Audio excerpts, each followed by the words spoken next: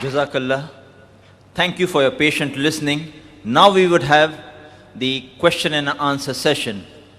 Before we start the session, may I mention, on behalf of the organizing committee of this program, I would like to thank Mr. Himanshu Rai, the Deputy Commissioner of Police Zone 1, and the Senior Inspector, Mr. Temkar, in charge of the Azad Maidan Police Station, for being courteous and kind enough to understand that this is an organized and disciplined program, and allowing us in the last moment to have questions and answers on the mics as well as on the slips.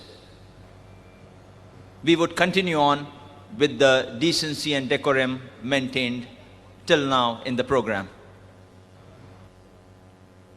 To analyze the similarities between Hinduism and Islam adequately for all those present here today, in the limited time that we have available now, we would like the following rules to be followed during the question and answer session. 3 mics have been provided in the ground, 2 next to the stage for the gents, 1 on my right and 1 on my left, and 1 mic has been provided for the ladies in the center aisle in the front section of the ladies. The 4th question would be allowed from the slips. Please stand in the queue in front of the mics if you wish to put forward a question to the speaker, and speak in the mic only when the mic handling assistants hand you the mic. Your question should be on the topic similarities between Hinduism and Islam only. Questions not relevant to the topic, including any general questions on religion, will not be permitted. Kindly state your question briefly and to the point. Only 1 question at a time per questioner will be allowed. For your second question, you would have to queue up at the back of the row and await your second chance, which, seeing the time limitations, I'm doubtful you may get. We will allow 1 question at a time on each of the mics in clockwise rotation. The first question from the ladies' mic, the second question from the brothers who queue up on my right, and the third question from the microphone on my left down here. The 4th question would be from the slip, and we again rotate in serial order in similar fashion. Written question on slip papers, which are available from the volunteers in the aisles and in the gangways, can be sent up through the seating volunteers up to the stage on my left, and the stage management director would hand over the same to me. In the interest of avoiding wasting time on irrelevant issues and to ensure a more educative and interesting question and answer session, my decision to allow or disallow questions which are irrelevant will be final. In this, I would also be assisted by the Director of Stage Management and one of the officials from the police who have been deputed by DCP Mr. Himanshu Rai. Kindly state your name and profession before putting forward your question so that the speaker can give you an adequate level response. Can we have the first question from the sisters, please? I am Mrs. Rangwala. You have praised Raja Ram Mohan Roy in your talk. Do you know that he was against Parda? Why does Islam degrade woman by keeping her behind the veil? Isn't a Hindu woman modest in her shalwar kameez? The sisters asked a very good question, that I spoke highly about Raja Ram Mohan Roy in my talk and about the reform he brought in Hinduism. but he even spoke against the hijab system that's there in Islam. So do I know about that? And why does Islam degrade the woman by keeping her behind the veil? And is a Hindu woman who does not wear a veil and wear a salwar kameez, is she modest? Sister, you should understand that if I appreciate certain points of a person, that does not mean I agree with all his points.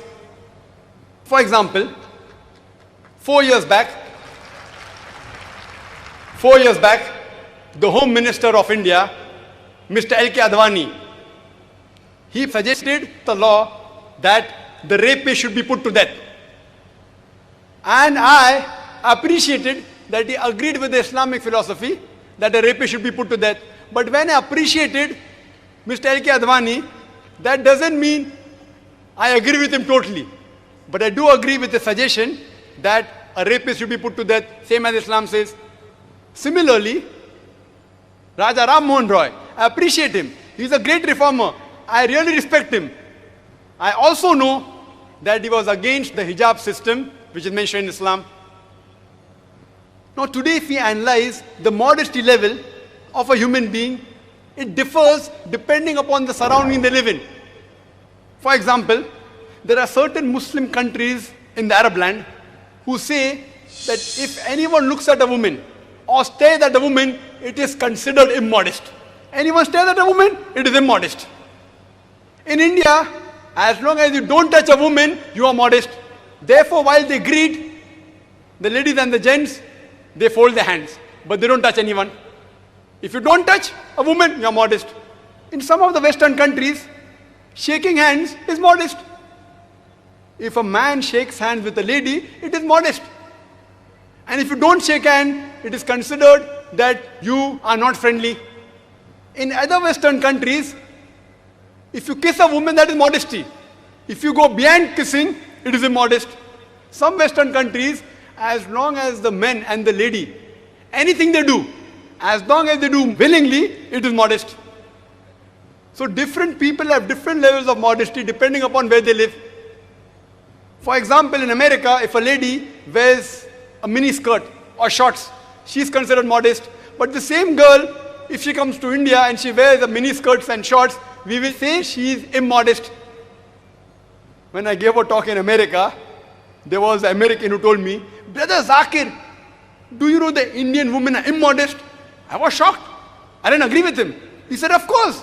The Indian women, when they wear the sari, they expose their belly."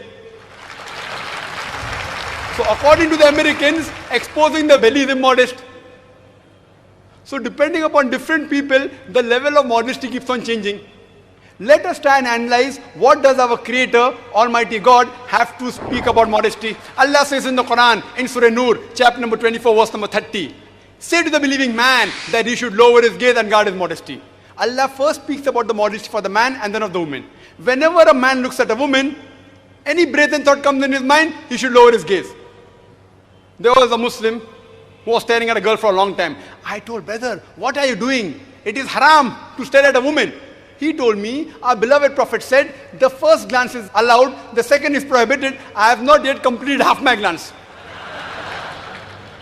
What did the Prophet mean when he said the first glance is allowed, the second is prohibited? What he meant was, if you unintentionally look at a woman, do not intentionally look at her to feast on her beauty. That doesn't mean you can look at a woman for 10 minutes without blinking and saying, "I have not completed my glance." The next verse speaks about the hijab for the woman. Allah says in Surah Nur, chapter number 24, verse number 31, "Say to the believing woman that she should lower her gaze and guard her modesty, and display not her beauty except what appears ordinary of, and draw her veil, a head covering over the bosom, except in front of her father, her husband, her sons, and the big list of mahrams who she cannot marry is given." And the criteria for hijab is given in the Quran, the Sahih Hadith. There are basically 6 criteria. The first is the extent. That is, the extent for the man is from the navel to the knee. For the woman, the complete body should be covered. The only part that can be seen is the face and the hands up to the wrist. The remaining 5 criteria are the same for the man and the woman. The second criteria is the clothes they wear, it should not be transparent so that you could see through. The third is it should not be tight fitting so that it reveals the figure. Fourth, it should not be so glamorous so that it attracts the opposite sex. Fifth, it should not resemble that of the opposite sex. And 6, it should not be clothes which are signs of the unbelievers. And the reason for hijab is given in Surah Ahzab chapter 33 verse 59, in which Allah says, O Prophet, tell to your wives and your daughters and the believing women that whenever they go abroad, they should put on a cloak so that they shall be recognized and it will prevent them from being molested. Suppose there are two twin sisters who are very beautiful, who are equally beautiful, and if they are walking down the streets of Bombay, down the streets of Pedaro, and one of the twin sisters, she is wearing the western clothes, a mini skirt and short, and the other twin sister, she is wearing the Islamic hijab, complete body covered, except the face and the hands up to the wrist. And if they are walking down the streets of Pedder Road, and if round the corner there's a hooligan, there's a ruffian who's waiting for a catch, who's going to tease a girl, I'm asking you a question, which girl will it tease? Will it tease the girl wearing the miniskirts or short, or will it tease the girl wearing the Islamic hijab? But naturally, he will tease the girl wearing the western clothes. Let's analyze what do the Hindu scriptures have to speak about modesty. It is mentioned in Rig Veda, book number 8, hymn number 33, verse number 19. It says that when Brahma has made you a dame, when Brahma has made you a woman, you should lower your gaze and should not look up. You should put your feet together and you should not reveal that which the garment and the veil conceals. So Rig Veda says that the woman should wear the veil. They should lower their gaze and should not stare. It's further mentioned in Rig Veda, book number 10, hymn number 85, verse number 30. It says, unlovely is the person, is the husband who covers his thighs with the garment of the wife. So Rig Veda says that wearing the clothes of the opposite sex is prohibited. It's further mentioned in Mahavir Charit, Act 2, page number 71, that Rama says, when Parusharam comes, Rama tells his wife Sita that he is our elder.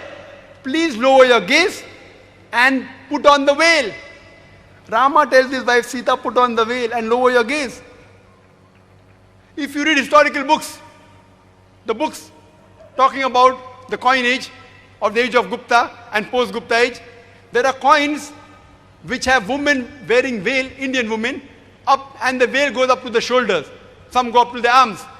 Many Indian women, if you go to the villages, they wear the veil. They cover the head. Some of the women even cover their face. So if we analyze, even the Hindu scriptures say that the woman should wear the veil, that the woman should lower the gaze. It's a pity that Raja Ram Mohan Roy, he might not have read these verses. God willing, if Raja Ram Mohan Roy would have read these verses, even he would have told that the woman should wear the veil. 4 years back, I appreciated the Home Minister L.K. Advani for suggesting that the rapist should put to death. Maybe the next Home Minister, he would advise that the women of India should wear the veil.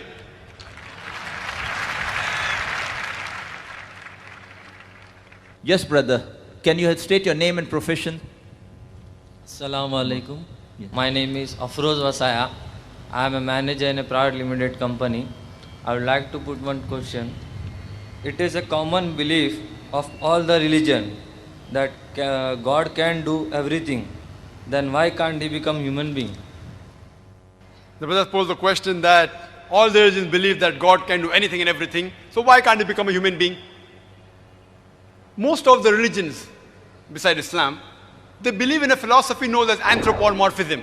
That means Almighty God, He takes human forms. And they believe in the philosophy that Almighty God is so holy, He doesn't know the shortcomings of human beings. How will a human being feel when he's hurt? How will a human being feel when he's in trouble or in problem? So Almighty God has come down in this world and become a human being to set the rules for the human being. On the face of it, it's a very good logic. But I tell these people that suppose I manufacture a VCR. Do I have to become a VCR to know what is good or what is bad for the VCR? Since I'm the creator, I don't have to become a VCR. I just write an instruction manual that if you want to play the VCR, video cassette recorder, put in the video cassette and press the play button. If you want to fast forward, press the FF button. If you want to stop, press the stop button. Don't drop it from a height, it will get spoiled. Don't immerse it in water, it will get damaged. I'll write an instruction manual. Similarly, Almighty God, since He is the creator of the human beings, He does not have to become a human being to know what is good or what is bad for the human being. What does he do? He chooses a man amongst men and he reveals the revelation. And the last and final revelation for the human beings, it is the glorious Quran. The do's and don'ts. If I agree with you for sake of argument that Almighty God can do anything and everything, so why can't he become a human being?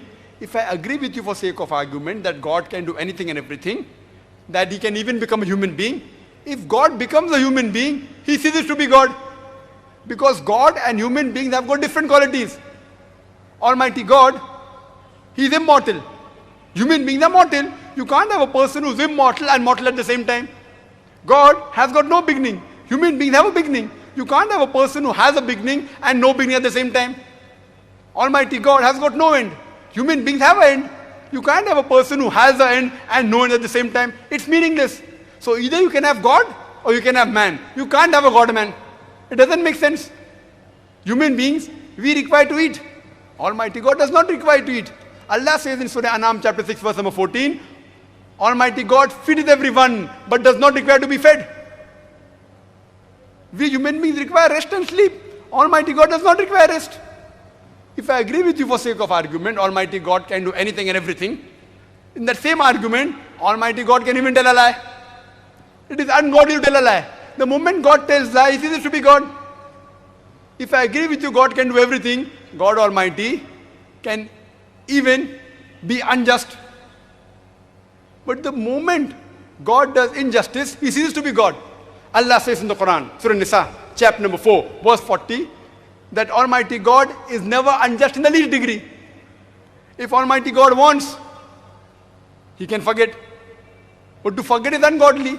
Allah says in Surah Taha chapter 20 verse 52 that Allah subhanahu wa ta'ala never forgets. The moment Almighty God forgets, he ceases to be God.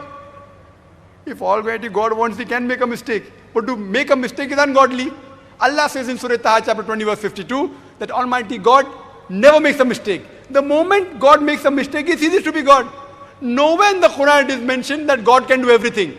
What Allah says in the Quran in Surah Fatir chapter 35 verse number 1 is Inna Allaha la kulli shay'in qadir. That verily Allah has power over all things. It's mentioned in several places. In Surah Baqarah chapter number 2 verse number 106. In Surah Baqarah chapter number 2 verse number 109. In Surah Baqarah chapter number 2 verse number 284. In Surah Al-Imran chapter number 3 verse 29. In Surah Nahl chapter 16 verse 77. In Surah Fatir chapter 35 verse number 1 Allah says Inna Allaha la kulli shay'in qadir. For verily Allah has power over all things. Allah says in Surah Buruj, chapter number 85, verse number 16, that Allah is the doer of all he intends. Whatever he intends, he can do. But Almighty God will never intend telling a lie, will never intend making a mistake. He will never intend becoming a human being. He will only intend things which are godly. Hope that answers the question. Next question from the brother on my left.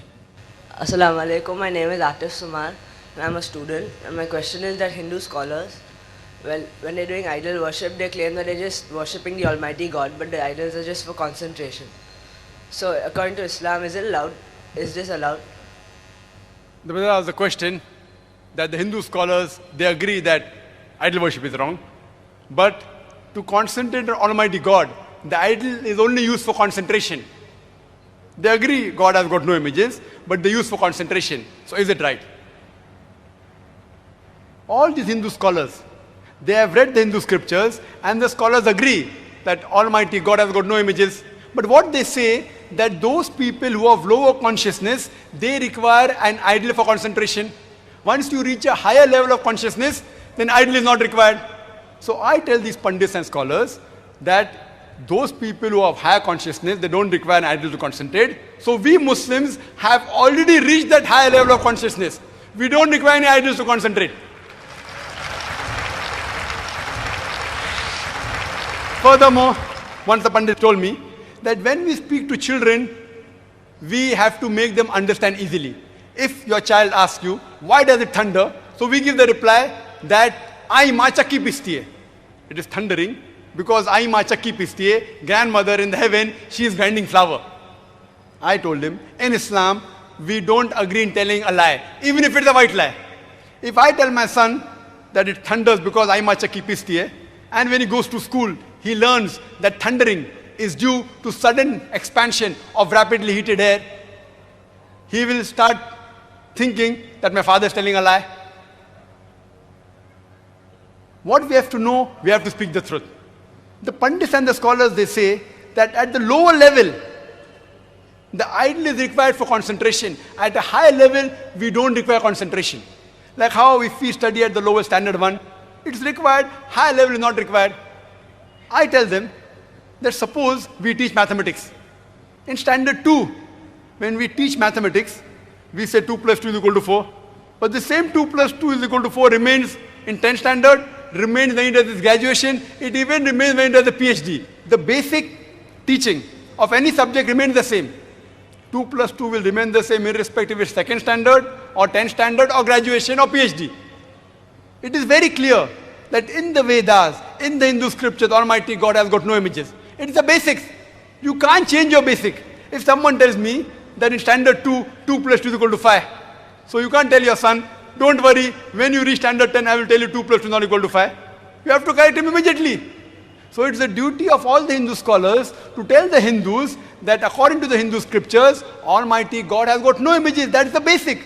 So even at the basic level, they should preach to their followers that idol worship is wrong. Hope that answers the question. The next question, which is the fourth question of the day and the first on the slip, is by brother Rohit Shah. He asks, if Islam is the religion of peace, then why does it preach the concept of jihad, that is fighting and killing the kafir? In fact, Hinduism is the religion of peace. The brother has asked a very important question, that if Islam is the religion of peace, why does it preach about jihad, that is fighting and killing the kafir? In fact, Hinduism is a religion of peace. There's a great misconception as far as jihad in Islam is concerned. This misconception is not only amongst the non-Muslims, it even among the Muslim. They think that any war fought by any Muslim for any reason, whether it be for personal gain, whether it be for fame, whether it be for money, any war fought by any Muslim is jihad. Jihad does not mean any war fought by any Muslim. Jihad comes from the Arabic word jahada, which means to strive, which means to struggle. In Islamic context, it means to strive against one's own evil inclination. It also means to strive to make the society better. It also means to strive in the battlefield in self-defense. It also means to fight against tyrant and oppression. Jihad basically means to strive, it means to struggle.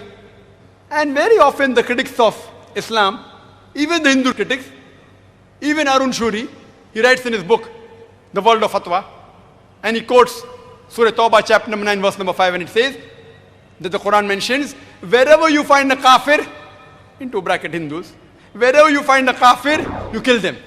And if you open the Quran, and if you read in this Quran, chapter number 9, verse number 5, it does say that wherever you find a kafir, you kill him. But it is a quotation out of context. For the context, read a few verses previous. The first few verses of Surah Tawbah speaks about a peace treaty between the Muslims and the mushriks of Makkah. This peace treaty was unilaterally broken by the mushriks of Makkah. So Allah subhanahu wa ta'ala, by the time he reaches verse number 5, he gives the ultimatum to the enemies, to the mushriks of Makkah. You put things straight in 4 months' time, otherwise the declaration of war. And in the battlefield, Allah says to the Muslims, wherever you find the enemies, wherever you find the kafir, you kill them.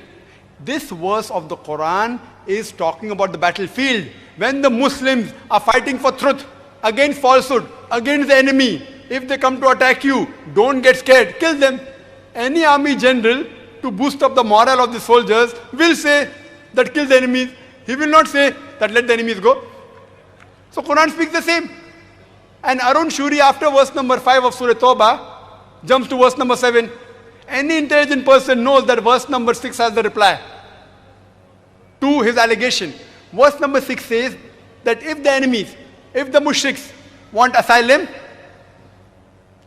don't just let them go. Escort them to a place of security so that they will hear the word of Almighty God. The most generous army general today will say that let the enemy go. Which army general today will say that escort the enemy to security? That is what the Quran says. And there's another misconception in Islam that jihad means holy war. Holy war in Arabic is Harbun Muqaddasa. Nowhere in the Quran is Harbun Muqaddasa mentioned, nowhere it's mentioned in the Hadith. Holy war is not the translation of jihad. This holy war was first used to describe the crusaders, the Christian crusaders who conquered many lands and killed thousands of people in the name of Christianity. Now today they use this holy war for Muslims, which is totally wrong. And unfortunately many Muslim scholars, inverted commas, even they use holy war as a translation of jihad, is totally wrong. Let's analyze what do the Hindu scriptures have to speak about jihad. It's mentioned Bhagavad Gita chapter number 2 verse number 50. Shri Krishna tells Arjun that strive for yoga. That's good for you. Strive means struggle. So even Shri Krishna tells Arjun to strive and struggle. And if you read the Mahabharata speaks about a battle between the cousins, the Kaurav and the Pandavas. There are thousands of verses in Mahabharata which only speak about fighting, multiple times more than the Quran. And if you read Bhagavad Gita is holy scripture of the Hindus. It speaks about advice given by Shri Krishna to Arjun in the battlefield. Bhagavad Gita says in chapter number 1, verse number 42 to verse number 46, Arjun says, I would prefer dying unarmed and without fighting rather than kill the cousins, the Kauravas, the son of Dhritarashtra. Shri Krishna replies in the next chapter, chapter number 2, verse number 2, O Arjun, how could such impurities come to your mind that you don't want to fight? You will not enter heaven. How could you get such important thoughts which weakened your hearts? Shri Krishna says in Bhagavad Gita, chapter number 2, verse number 31 to verse number 33. It says, O Arjun, you are a Kshatriya. You should fight. Then only will you go to heaven, otherwise you won't go. And blessed are those Kshatriyas who fight for the truth in the battle. And many of the critics, they speak against Quran and the Hadith. And they quote Sahih Bukhari, volume number 4, book of Jihad, chapter number 2, Hadith 46, in which a prophet said, Mujahid is the person who strives in the way of Allah subhanahu wa ta'ala. And if a Mujahid dies in the battlefield, he will go to Jannah, to paradise. And if he wins, he will get the booty of the war. Exactly same thing is mentioned by Shri Krishna in Bhagavad Gita, chapter number 2, verse number 37. O Arjun, go and fight. If you get killed, you will go to heaven. And if you win the battle, you will enjoy the good of this world, this earthly world. Exactly same thing what is mentioned in the Hadith. Imagine if I quote saying that Bhagavad Gita says, you should kill your cousins. It will be devilish on my part. I am telling out of context. It will be devilish. The right thing is Bhagavad Gita says that you have to fight for the truth against falsehood.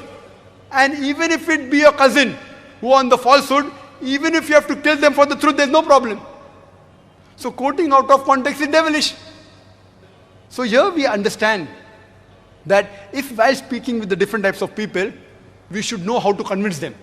Believe me, hundreds of Hindus have spoken to me and saying jihad is wrong. The moment I say, but isn't it mentioned in Bhagavad Gita that you should kill the cousin? They tell me, no, but that is Shri Krishna is talking about fighting of truth against falsehood. I said, that is what the Quran says. Oh, if that is what the Quran says, then we agree with the Quran. Yes, sister. My name is Saira. I am a teacher. In your talk, you mentioned about pillars of Iman, that is faith in Islam, and showed the similarities of it in Hindu scriptures. Is there any mention of the pillars of Islam in Hinduism? This is a question that I've mentioned about pillars of Iman in my talk and compared with similarities in the Hindu scripture. Are there any similarities between pillars of Islam and the Hindu scriptures? Yes, sister. Time didn't permit me to speak about all the similarities. We can speak for days together. As far as the pillars of Islam are concerned, it's mentioned in Sahih Bukhari, volume number 1, in the book of Iman, hadith number 8, the beloved Prophet Muhammad Sallallahu Alaihi Wasallam said that Islam is based on 5 principles, on 5 pillars. The first is affirming La ilaha illallah Muhammad Rasulullah. There is no God but Allah and Prophet Muhammad, peace be upon him, the messenger of Allah. The second is establishing salah. Third is zakat, charity. Fourth is Som, that is fast in the month of Ramadan. And fifth is pilgrimage to the city of Makkah once in a lifetime. These are basically 5 pillars. The first one, about one Allah subhanahu wa ta'ala and the final messenger Muhammad sallallahu alaihi wasallam, I have already discussed in my talk. Regarding the second pillar of salah, the main point of salah, the main portion of salah in Islam is sujood, that's prostration. Allah says in the Quran in Surah Al-Imran chapter number 3 verse number 43, Ya Maryam muqnuti li rabbiki wasjudi, that O Mary, worship thy Lord devotedly and bow down with those who bow down. Allah says in the Quran in Surah Hajj chapter number 22 verse number 77, Ya ayyuhalladhina amanu, O you believe, bow down and prostrate yourself and prostrate with those who prostrate. So the major part is prostration. In Hinduism, there are various types of worship. One of the types of worship is called as Sashtang. Sashtang means from Sa, meaning with Art, meaning 8. Ang means part of body. So Sashtang means 8 parts of the body. That means when you worship, you should touch 8 parts of the body. Now if you analyze, the best way a Hindu can do Sashtang is the sujood we do in Salah. The 8 parts of the body we touch is the forehead, is the nose, is the 2 hands, is the 2 knees and the 2 feet. The third pillar of Islam is zakat, that's charity. 2.5% of excess wealth in charity every year. Charity is even prescribed in the Quran in Surah Al-Hashr, chapter 59, verse number 7. That charity has been prescribed so that the wealth does not circulate only amongst the rich. This is exactly what is mentioned in Rig Veda, book number 10, hymn number 117, verse number 5. That give charity to the poor. And you may never know, today you are rich, tomorrow you may become poor. And wealth circulates like the wheels of a chariot. Same thing as Islam. Pillar number 4, Som. That means fasting for the complete lunar month of Ramadan. Abstain from food and drink from dawn to sunset.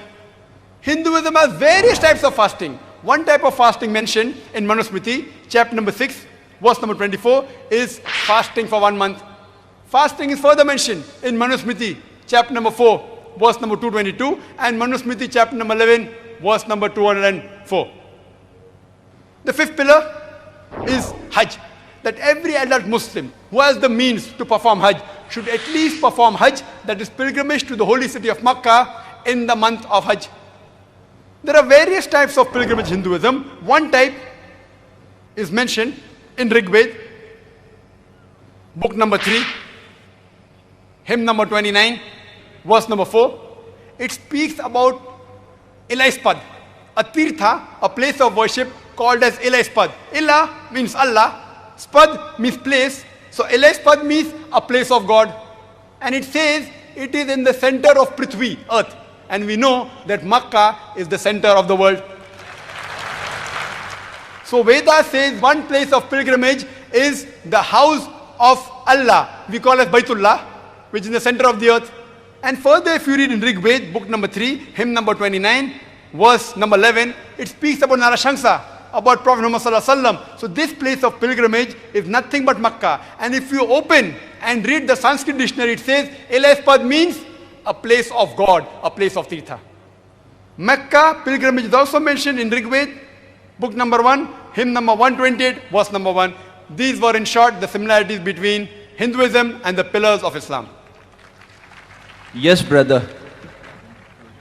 Sami Khatib, I am in business. Prophet Muhammad, peace be upon him, has been prophesied in 4,000 old scriptures of Hinduism, Vedas and the Puranas.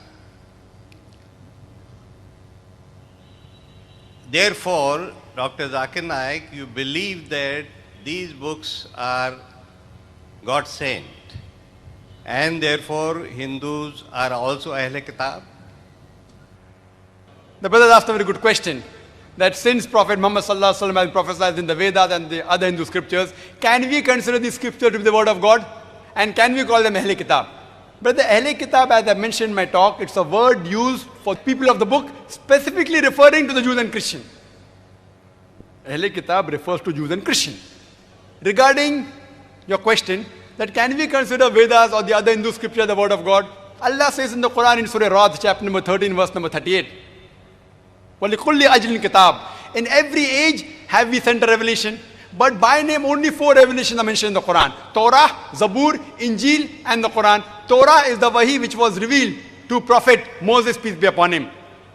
Zabur is the wahi which was revealed to Prophet David, peace be upon him. Injil is the wahi which was revealed to Prophet Jesus, peace be upon him. And Quran is the last and final revelation revealed to Prophet Muhammad, peace be upon him. Now, all these revelations that were revealed, they were revealed only for those people and that time. All revelations before the Quran were revealed for those people and that time. Quran was revealed for the whole of humankind. Your question, can we consider Veda or the Hindu scripture to be the word of God? Since the Vedas are not mentioned by name in the Quran, we cannot say for sure that they were the word of God. What we can say, maybe they were the word of God. You ask me, since Allah has sent various messengers, can we consider Ram or Lakshman as the messenger of God? See, Allah says He has sent several revelations on the face of the earth. He has sent several messengers. Since Veda is not mentioned in the Quran to be the word of God, I can say maybe the word of God. I cannot say for sure.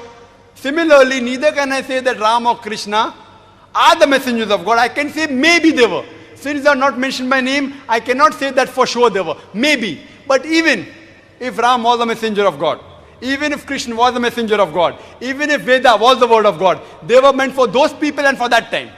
Today, whichever part of the world you are living in, you should follow the last and final revelation, that the glorious Quran, and the last and final messenger, Prophet Muhammad, peace be upon him, which is even mentioned in the Hindu scriptures as Antim Avatar. The next question from the slip is Brother Amar Sinha. He has asked, you promote interfaith dialogues. In this, do you agree with those who say all the religions are same? The brother asked the question that since I promote interfaith dialogue, do I agree with those people who say that all religions are same? There are various interfaith dialogue going on throughout the world, even in Bombay, and we find that religious personalities of various religions come on the stage and say all religions are the same. A Hindu personality comes, a religious leader, and says all religions are same. A Muslim personality comes and says all religions are same. A Christian personality comes and says all religions are same. I ask them a simple question, that if you agree all religions are the same, then will a Christian priest give up Christianity and will he become a Muslim? Will a Muslim person give up Islam and will he become a Hindu? Will a Hindu priest give up Hinduism and will he become a Christian? The answer is no. These people, they try and portray an image of being secular. They scratch each other's back. It's like a student asking a teacher that 2 plus 2 is equal to how much? Is 2 plus 2 is equal to 3? Or is it equal to 4? Or is it equal to 5? 3 teachers come on the stage and say, all 3 answers are correct. 2 plus 2 is equal to 3 also, 2 plus 2 is equal to 4 also, and 2 plus 2 is equal to 5 also. This is nothing but garbage. I, being a student of Islam and comparative religion, I have read the various scriptures. I know the practices of the various religions are not the same. I believe in communal harmony. I believe in interfaith dialogue. What I say, if we make an assumption, that let's assume that at least amongst all the various scriptures, various religions, at least one scripture is 100% authentic, the word of God. Now this assumption, no religious personality would object to. I would not mind accepting at least one of the religious scripture as being the word of God. The Christian would say, fine, at least one means, at least Bible is the word of God. The Hindu will say, no problem, at least the Veda is the word of God. The Muslim will say, no problem, at least Quran is the word of God. Now what you do, you collect all the hundreds of teachings from the Christian Bible, from the Hindu scripture, the Veda, and from Islam, the Quran. Now you find the commonalities. Suppose 50 are common. Now when we take out 50 commonalities, the teachings from all these religious scriptures, everyone will at least agree that this portion of the various scriptures at least is surely the word of God. And no one would object implementing it because it is present in all the scriptures. This technique of communal harmony is based on the Quranic verse of Surah Al-Imran chapter 3 verse 64, which says, "Ta'alaw ila kalmatin sawa'in bayna bainakum." Come to common terms as between us and you. There may be other differences. There may be other differences in the religions. I can give a talk even on differences between Islam and Hinduism. But since we are coming on commonalities, no one would object on following the commonalities because it is present in all the religious scripture. There may be some people who may not be well versed of the scripture. They may sometimes be offended. For example, if I point out that all the religious scripture, whether the Bible, whether the Veda, whether the Quran, says you should not do idol worship. Now, since he is not aware of the Vedas, he may feel offended. But yet, he will not go against me. Because if he goes against me, he is going against the Veda, which he considers the word of God. So this is the best way for interfaith dialogue and communal harmony that come to common terms as between us and you. Hope that answers the question. Yes, brother. My name is Mubin Solkar and I'm a lawyer by profession. Before I put in my question, I must say, sir, that I'm really impressed by your knowledge of Hindu scriptures. It's really amazing. My question to you is that you've said that there are so many similarities between Islam and Hinduism. Does that mean that according to Islam, a person can be a Hindu?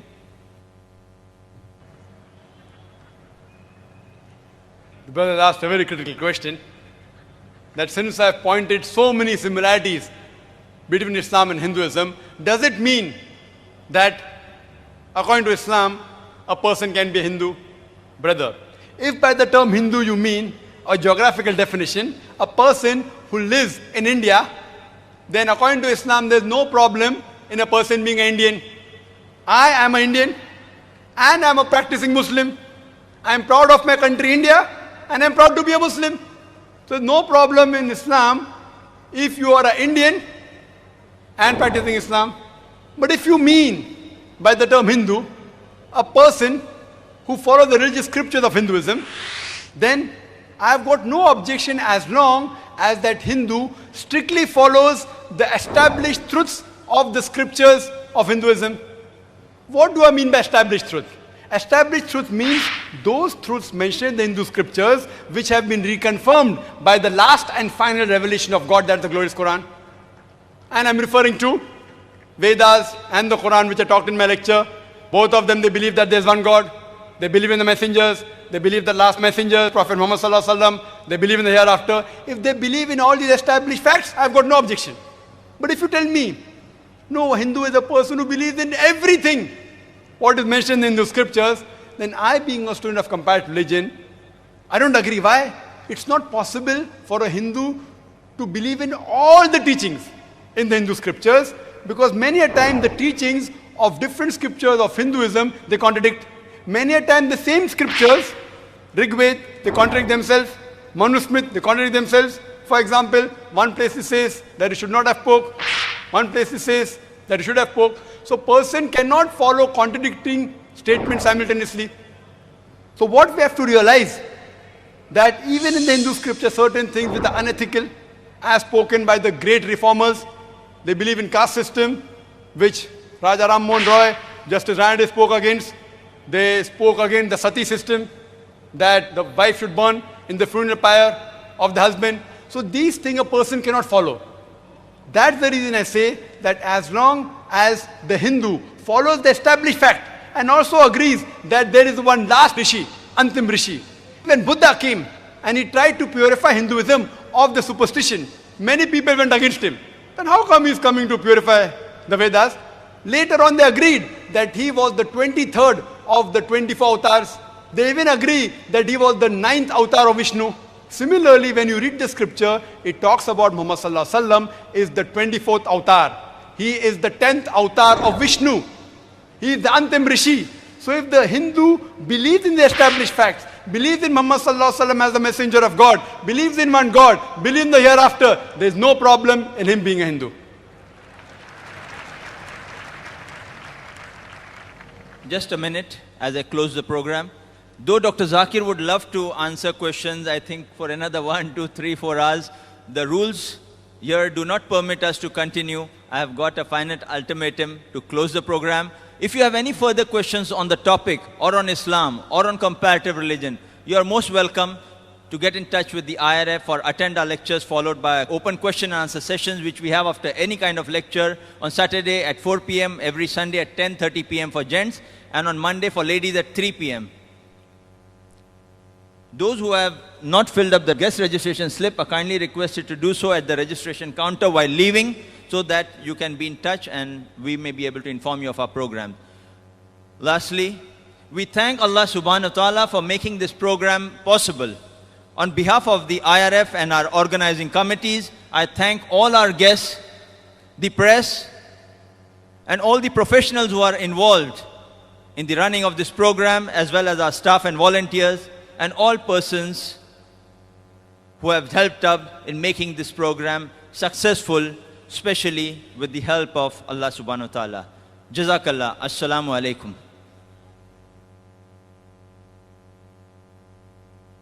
Such type of lectures as Dr. Zakir Naik has convened here, 100% people are convinced. It was very nice program, and such programs must be conducted more and more. That is very nice. Ajay Vaidya. मुझे तो ये उम्मीद है कि ये बहुत बड़ा एक जिसको बोलते हैं ना राह मंजिल का एक चिराग बन जाएगा. स्पीकर छान बोलले, सर्व भाषा अशी स्पष्ट होती की ऐकायला येत होतं आणि समजत होतं. And my humble request is that to Dr. Zakir Naik is that come and preach in the slum area also.